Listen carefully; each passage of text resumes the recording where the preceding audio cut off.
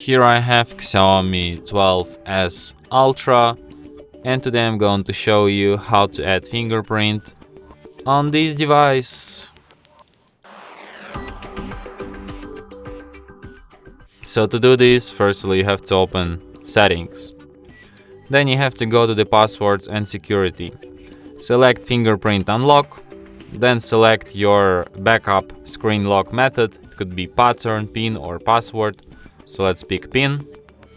Then you have 5 seconds to remember your password. Remember these informations here. Got it. Then you have to enter your PIN. Continue. Then confirm your PIN. OK. Got it. Now you have to find the fingerprint sensor, which is located here on the screen, and just tap on it with your finger several times until it remembers your fingerprint. So I suggest you to tap like different areas of your finger, just like this. And now let's try this feature out. And as you can see, now I can unlock my device just by scanning my fingerprint without entering any PIN code. I just scan my fingerprint and that's how it's done.